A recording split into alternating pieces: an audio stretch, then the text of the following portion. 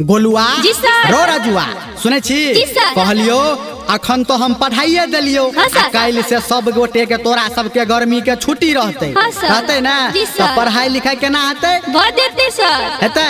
अच्छा अच्छा ठीक छे तो घर पे तू सब पढ़े जबी ना। यस सर। मां गायत्री रिकॉर्डिंग स्टूडियो।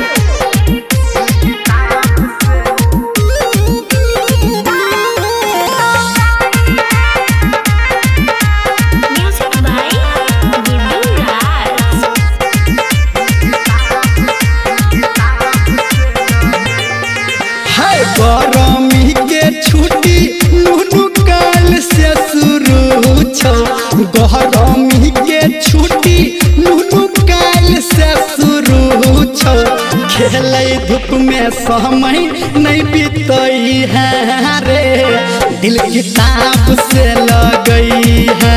खेलै धूप में समय नहीं बीतई है रे दिल किताब से लगई है।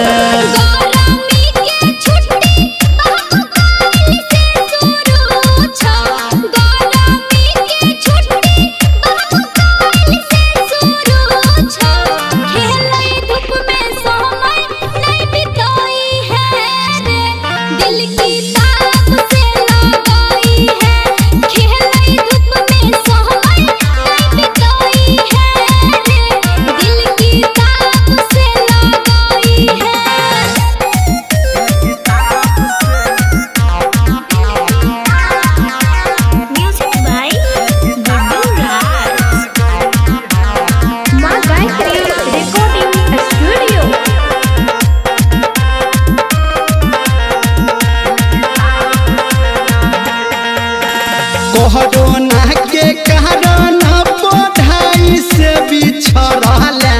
कोरोना के कारण पढ़ाई से बिछड़ला।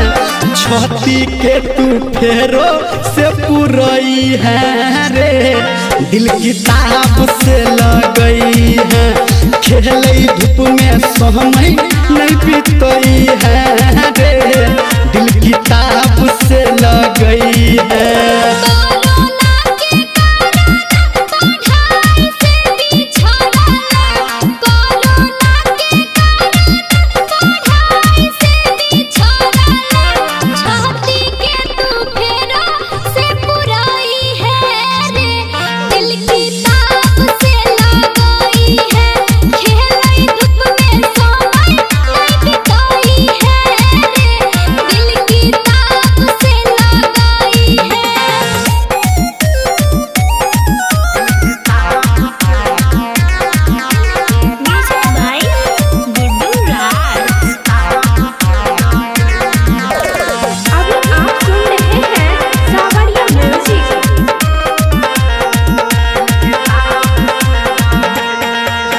माई बाबू के तू हरान नहीं करी है।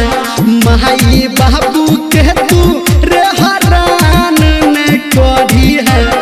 स्कूल खुलते स्कूल फेर आई है रे दिल किताब से लगई है। खेलै धूप में समय